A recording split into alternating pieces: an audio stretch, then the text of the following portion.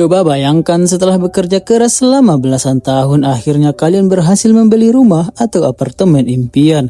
Rasanya pasti lega, bangga, dan pengen langsung pamer ke teman-teman. Tapi bagaimana kalau beberapa hari setelah pindah, bangunan yang baru kalian beli itu tiba-tiba amblas di dalam tanah bersama seluruh penghuninya?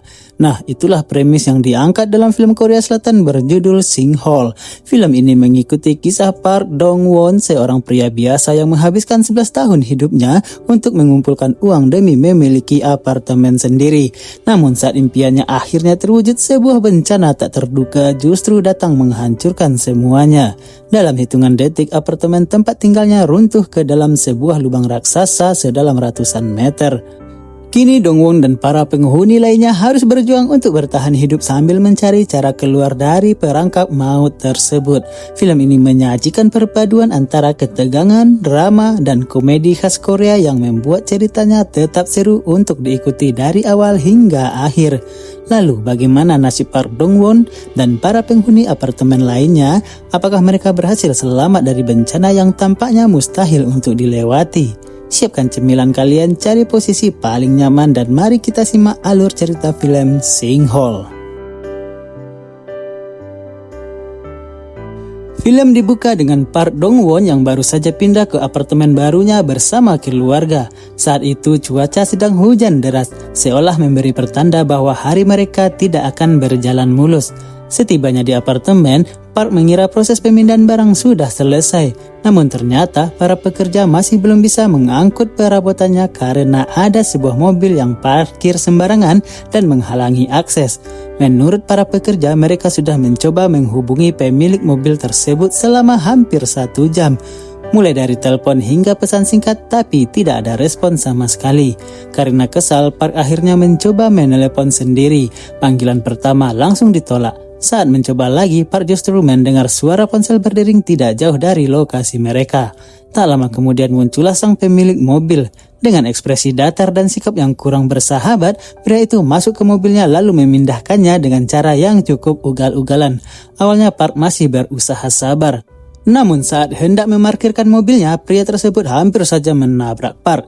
Tentu saja Park langsung emosi. Pria itu bernama Jeong Mangsu atau kita panggil saja Jeong. Bukannya meminta maaf, Jeong malah bersikap seolah tidak melakukan kesalahan apapun. Bahkan menurutnya justru Park lah yang seharusnya yang meminta maaf. Padahal baru hari pertama pindah rumah. Biasanya orang berharap bisa akrab dengan tetangga baru. Tapi Park malah langsung bertemu tetangga yang bikin tekanan darah naik sebelum sempat menata ruang tamu. Singkat cerita, keluarga Park mulai menikmati kehidupan di apartemen baru mereka. Maklum saja, hunian itu berhasil dibeli setelah Park menabung dan bekerja keras selama 11 tahun. Keesokan paginya mereka sarapan bersama seperti biasa. Saat itulah putra Park, Soo-chan, menunjukkan sesuatu yang menurutnya aneh. Ia meletakkan sebuah kelereng di atas meja makan. Dan tanpa disentuh siapapun, kelereng itu langsung menggelinding sendiri. Awalnya Park mengira meja mereka yang bermasalah. Namun Soo-chan menjelaskan bahwa hal yang sama juga terjadi saat kelereng diletakkan di lantai. Mendengar itu, Park mulai merasa ada yang tidak beres dengan bangunan apartemen tempat mereka tinggal. Sesampainya di kantor, rasa penasarannya membuat Park mencari informasi tentang apartemennya di internet. Ia menemukan beberapa laporan dan video yang menunjukkan adanya keanehan pada bangunan tersebut. Namun karena tidak ingin menjadi bahan perbincangan, Park segera mengalihkan topik dan mengundang rekan-rekan kerjanya ke rumah untuk menghadiri acara housewarming atau syukuran rumah baru. Malam harinya hujan deras kembali mengguyur kawasan apartemen. Di saat yang sama, tanah di sekitar bangunan terlihat sedikit amblas hingga membuat salah satu pintu kaca di area bawah apartemen mulai retak. Keesokan paginya, seorang penghuni bernama Jeong melihat retakan tersebut. Karena penasaran, ia menyentuh kaca itu dan brak! Pintu kaca itu langsung pecah berkeping-keping. Tak lama kemudian, Park dan seorang penghuni lain yang terkenal paling aktif mengurusi urusan tetangga, sebut saja Bigos, datang ke lokasi tanpa mencari tahu penyebab sebenarnya. Ibu Bigos langsung menuduh Jeong sebagai pelakunya dan menuntut agar ia bertanggung jawab mengganti pintu kaca tersebut. Padahal kalau dipikir-pikir itu kaca memang sudah retak dari awal. Tapi namanya juga tetangga, kadang tuduhan datang lebih cepat daripada fakta. Ji-young bersikeras bahwa dirinya bukan penyebab kaca itu pecah, namun Park dan Ibu Bigos tetap tidak mempercayainya. Saat berangkat bekerja, Park kembali melihat sesuatu yang mengkhawatirkan. Kali ini terdapat retakan pada tanah di sekitar apartemen. Merasa ada yang tidak beres, ia langsung menghubungi pihak pengelola untuk melaporkan kemungkinan adanya masalah pada struktur bangunan. Park bahkan mencoba mengajak para penghuni apartemen untuk berdiskusi mengenai kondisi bangunan tersebut. Sayangnya tidak ada hasil yang berarti. Bukannya membahas keselamatan bersama, Ibu Bigos malah kembali berdebat dengan Ji-young. Keesokan harinya beberapa rekan kerja Park datang untuk menghadiri acara syukuran rumah barunya. Saat itu Ji-young sedang memasak lembaran plastik tebal sebagai pengganti sementara pintu kaca yang pecah. Melihat kondisi apartemen yang kurang sedap dipandang, Park merasa sedikit malu. Apalagi sebelumnya ia sudah berkali-kali membanggakan tempat tinggal barunya di depan rekan-rekan kantor. Belum lagi lokasi apartemen tersebut berada di dekat kawasan industri dan pabrik pengolahan limbah yang tentu tak seindah yang ia ceritakan selama ini. Keadaan semakin canggung ketika Ji-young menunjukkan berbagai retakan yang mulai muncul di sekitar bangunan. Tak ingin pembicaraan berkembang lebih jauh, Park segera mengajak semua tamunya masuk ke unit apartemennya. Acara pun berlanjut dengan makan-makan, mengobrol, dan minum bersama hingga larut malam. Di tengah pesta itu, salah satu rekan Park bernama Kim mengalami kejadian aneh. Saat berada di kamar mandi dan hendak mencuci tangan, air kran tiba-tiba mati. Namun ketika ia berdiri tegak, air justru mengalir deras dengan sendirinya. Karena sudah setengah mabuk, Kim menganggap hal itu biasa saja dan tidak terlalu memikirkannya. Singkat cerita, dua rekan Park memutuskan pulang lebih dulu. Sementara Kim dan Eun-jo berencana meminta bantuan Ji-young untuk mengantar mereka pulang. Namun Ji-young memasang tarif yang cukup tinggi membuat Park akhirnya menawarkan mereka untuk menginap saja di apartemennya. Keesokan paginya istri Park yang bernama Myung-hee baru pulang dari pasar bersama putra mereka. So-chan melihat ibunya membawa banyak belanjaan. So-chan mencoba menghubungi sang ayah agar membantu. Sayangnya Park masih tertidur lelap setelah pesta semalam. Sementara ponselnya berada dalam mode getar sehingga panggilan itu tak terdengar sama sekali. Dalam perjalanan menuju apartemen, mereka kemudian bertemu dengan Ibu-Ibu Bigos yang seperti biasa selalu punya sesuatu untuk dibicarakan. Sementara itu, Ibu Bigos memutuskan pergi berlibur karena kesal dengan berbagai masalah yang terjadi di apartemennya, termasuk saluran pembuangan yang terus bermasalah.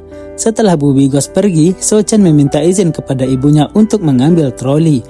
Sang ibu pun mengizinkannya tanpa curiga sedikit pun. Di sisi lain, Ji-young sedang berkeliling memeriksa keberadaan para penghuni apartemen. Saat mengetuk unit 502 tidak ada jawaban sama sekali, ia pun mengira unit tersebut kosong. Padahal ada seorang anak laki-laki yang sedang berada sendirian di dalam.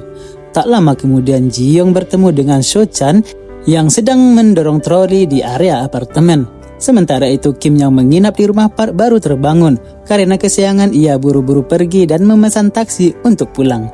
Di waktu yang bersamaan, Ji-young sedang berada di balkon sambil berbincang dengan penghuni lain mengenai masalah air di apartemen. Namun tiba-tiba, seluruh bangunan mulai bergetar hebat. Dalam hitungan detik, tanah di bawah apartemen runtuh dan bangunan itu langsung amblas ke dalam lubang raksasa.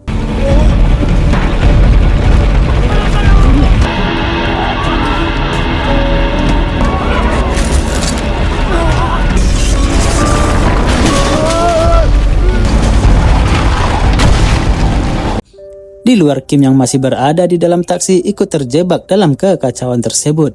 Saat ponselnya berdering, seseorang rekan kerja menelpon dan menanyakan keberadaannya. Kim mencoba menjelaskan bahwa apartemen tempat mereka semalam baru saja tenggelam ke dalam tanah. Tapi tentu saja temannya mengira itu sedang bercanda. Di tengah percakapan itu, sebuah bangunan raksasa tiba-tiba jatuh dari atas dan hampir menghantam taksinya. Dan bangunan itu ternyata adalah apartemen tempat Park tinggal. Di saat yang sama, Kim sempat melihat Ji-young sebelum pria itu kembali terjatuh ke dalam reruntuhan. Tak lama kemudian Park berhasil menolong Kim keluar dari taksi yang ringsek. Namun setelah itu ia langsung panik karena teringat istri dan anaknya. Saat mendengar suara seorang wanita, Park segera berlari menghampirinya. Sayangnya wanita itu bukan istrinya melainkan Eun-jo. Akhirnya mereka berkumpul di tengah reruntuhan sambil memastikan kondisi satu sama lain.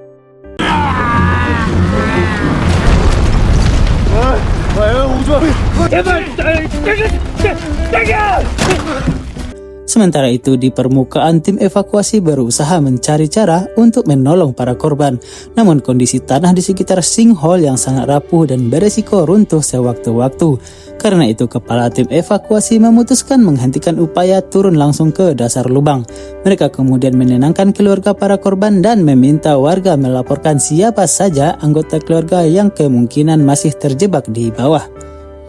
Di dasar sinkhole, Park dan yang lainnya terus berteriak meminta pertolongan sambil mencari penghuni apartemen yang masih selamat. Tak lama kemudian mereka menemukan Seung Tae, putra Jiong. Meski masih muda, Seung Tae justru menjadi orang yang paling tenang di antara mereka. Ia mengingatkan semua orang agar tidak panik. Menurutnya mereka harus bertindak seperti tim penyintas bencana. Mulai dari mengumpulkan makanan, air minum, obat-obatan hingga mencari cara untuk mengirimkan sinyal kepada tim penyelamat di atas. Sementara itu Myung Hee terus diliputi kecemasan karena suami dan anaknya masih belum diketahui nasibnya. Di sisi lain, tim evakuasi mencoba metode baru dengan menerbangkan drone ke dasar sinkhole. Awalnya rencana itu berjalan lancar, namun semakin dalam drone tersebut turun, sinyalnya mulai hilang hingga akhirnya mengalami gangguan dan jatuh. Beruntung drone itu ditemukan oleh Seung Tae dan yang lainnya. Melihat adanya drone, mereka langsung bersemangat karena yakin tim penyelamat sudah mengetahui keberadaan mereka. Namun kegembiraan itu tidak berlangsung lama. Tiba-tiba bangunan apartemen kembali bergeser dan terperosok lebih dalam hingga akhirnya berhenti dalam posisi miring yang jauh lebih berbahaya. Akibat guncangan itu, Kim hampir terjatuh. Yeonjo segera mengambil kabel dan berusaha menariknya ke tempat yang lebih aman. Di tengah kekacauan tersebut, Jiong justru tercebur ke dalam lumpur yang berada di bawah bangunan. Melihat ayahnya dalam bahaya, Seung Tae tanpa ragu langsung berusaha menyelamatkannya. Namun Park punya ide nekat. Ia memecahkan jendela unit agar mereka bisa masuk ke dalam bangunan dan terhindar dari bahaya. Untungnya semuanya berhasil selamat. Tanpa mereka sadari, drone milik tim evakuasi yang sebelumnya jatuh kembali aktif dan berhasil terbang ke permukaan. Dari rekaman drone itu, tim penyelamat akhirnya mengetahui bahwa masih ada korban yang bertahan hidup di dasar sinkhole. Mereka pun kembali menyusun rencana penyelamatan. Namun ketua tim mulai khawatir karena cuaca terlihat akan segera hujan. Akhirnya tim evakuasi memutuskan mengirimkan bantuan makanan dan alat komunikasi terlebih dahulu. Melalui alat komunikasi tersebut, tim penyelamat menanyakan kondisi para korban. Di sisi lain, istri Park nekat menerobos masuk agar bisa berbicara dengan suaminya. Saat itulah Jiong memberitahu bahwa Su Chan tidak bersama mereka. Ia menjelaskan bahwa terakhir kali melihat Su Chan berada di dekat lift sambil mengambil troli. Mendengar hal itu, Park langsung memutuskan untuk mencari putranya. Dengan kabel yang diikatkan ke tubuhnya, ia turun ke area lift, sementara teman-temannya membantu menahan tali dari atas. Di saat yang sama, tim evakuasi kembali berusaha mendekati lokasi korban. Namun sebuah rumah di tepi sinkhole tiba-tiba runtuh dan ikut terperosok ke bawah. Beruntung rumah itu tersangkut sehingga tidak menimpa Park dan yang lainnya.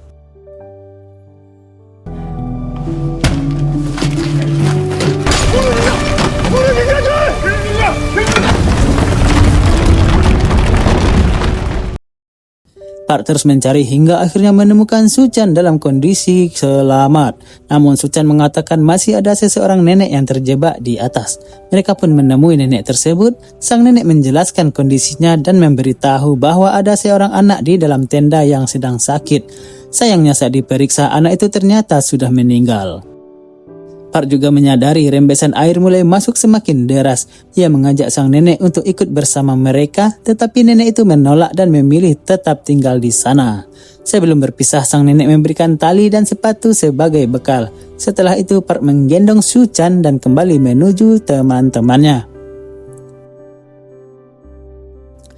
Di sisi lain, teman-teman Park mulai putus asa. Mereka mengira Park tidak selamat karena jalur lift yang ia lewati sebelumnya sudah terendam air. Namun ternyata Park menemukan jalan lain. Kemunculannya membuat semua orang terkejut sekaligus lega.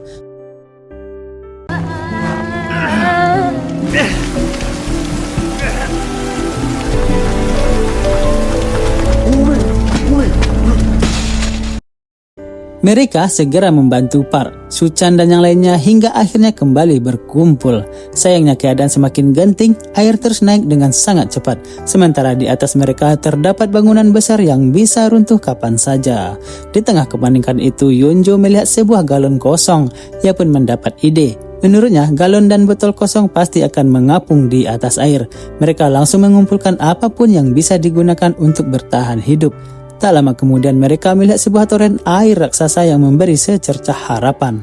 Tanpa membuang waktu, mereka segera memanjat dan masuk ke dalam toren tersebut satu persatu. Namun masalah baru muncul. Pintu toren harus ditutup dari luar agar air tidak masuk. Karena itu Jiong memutuskan untuk tetap berada di luar dan mengorbankan dirinya demi keselamatan yang lain. Tentu saja orang-orang di dalam toren menolak keputusan itu. Tetapi air terus naik dan Jiong perlahan mulai tenggelam. Tiba-tiba sebuah bangunan dari atas jatuh menghantam area tersebut dan membuat toren ikut terlepas. Beruntung semua orang berhasil selamat. Toren itu justru melesat ke atas mengikuti permukaan air. Namun perjuangan mereka belum berakhir. Di tengah perjalanan, toren tersebut tersangkut kabel-kabel yang melintang di atas. Untuk melepaskannya, mereka menggoyangkan toren menggunakan berat tubuh mereka. Setelah beberapa kali mencoba, toren akhirnya berhasil lepas dan kembali meluncur ke atas. Tapi nasib seolah belum berpihak kepada mereka. Tak lama kemudian sebuah pipa besi menusuk dinding toren dan membuatnya bocor. Kini waktu mereka semakin sedikit. Mereka pun berusaha sekuat tenaga mencabut pipa besi yang menusuk toren tersebut. Setelah beberapa saat, pipa itu akhirnya berhasil dilepaskan. Ternyata Jiong masih hidup. Diam-diam ia membantu dari luar dengan mendorong pipa tersebut tanpa diketahui oleh yang lain. Sementara itu, Kim mati-matian menahan air yang masuk menggunakan tangannya.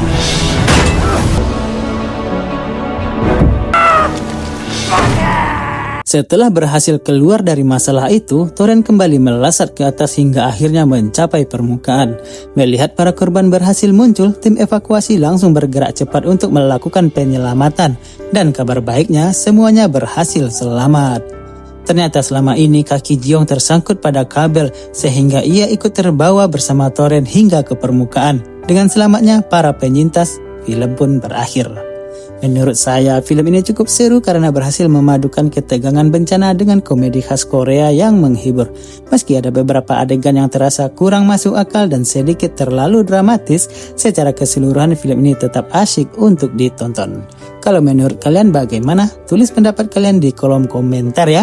Jangan lupa like, subscribe, dan share video ini ke teman-teman kalian. Terima kasih sudah menonton, sampai jumpa di video berikutnya. Bye-bye.